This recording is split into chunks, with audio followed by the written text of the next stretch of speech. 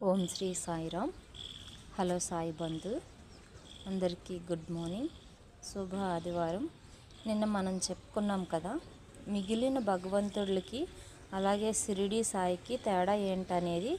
దాన్నే మనం ఒక సింగిల్ లైన్లో చెప్పాలి అంటే ఎలా చెప్పొచ్చు? ఇప్పుడు అందరి దేవుళ్ళు రాముడు వీళ్ళు చూస్తే వాళ్ళు ఒక అంశావతారం ఏంటంటే మనకి అంత అద్భుతమైన శక్తులు కానీ సర్వజ్ఞత్వం కానీ వాళ్ళు మనకి చూపించలేదు. రాముడు ఏం చేశాడు? ఎక్కడ అద్భుతాలు కానీ లేకపోతే సిద్ధులు కానీ శక్తులు కానీ ప్రదర్శించలేదు. ఆయన ఒక ధర్మాత్ముడు, ధర్మాన్ని కాపాడాడు. అండ్ సత్వగుణానికి ప్రతీకగా ఆయన భగవంతుడిగా మనం కొలుస్తున్నాం. కృష్ణుడు కొన్ని లీలలు అయితే చూపించాడు, కానీ ఎవ్వరూ ఏ యుగంలోనే మనకు 4 యుగాలు ఉన్నాయి కదా, త్రేతాయుగమైన, ద్వాపర యుగమైన, లేకపోతే ఇప్పుడు కలియుగమైన, ఇన్ని యుగాల్లో కూడా ఏ భగవంతుడు ఏ గురువు చూపించలేనన్ని అద్భుతాలు కానీ సిద్ధులు కానీ లీలలు కానీ చూపించింది మాత్రం షిరిడి సాయిని. అందుకే నిన్న మనం చెప్పుకున్నాం ఏంటంటే ఆయన గురువుల్లోనే గురు సామ్రాట్ అని. ఎందుకు? మిగిలిన వాళ్ళందరూ మనకు తెలుసు.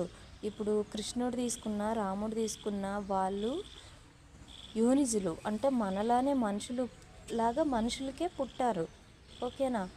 వాళ్ళకి తల్లిదండ్రులు ఉన్నారు. మరి చాలామంది చెప్తూ ఉంటారు, వాళ్ళకి ఒక క్వశ్చన్ కూడా ఉంటుంది ఏంటంటే షిరిడి సాయికి తల్లిదండ్రులు ఎవరని.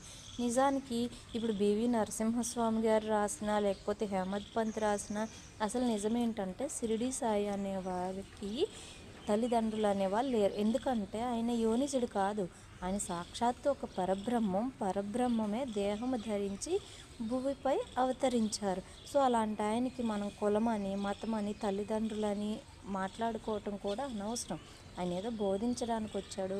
నిజానికి ఆయన మార్గం ప్రేమ మార్గం అన్నమాట. అందుకే ఆయన చెప్పారు కదా, ఏం చెప్పారు? నాకు ప్రేమ అనే ఆకలి ఉంటుంది, ప్రేమతో పిలిచే వాళ్ళ కోసం నేను ఎదురు తెన్నులు చూస్తూ ఉంటాను అని ఒక మాట చెప్పారు. నీ ఎముకలు కరిగిపోయే వరకు కూడా నాకు సేవ చెయ్యని ఒక మాట చెప్పారు.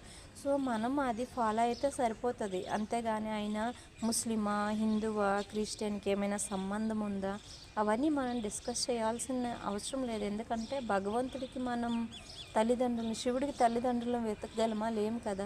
ఆయన సాక్షాత్తు శివుడే అలా అవతరించాడు అంతే.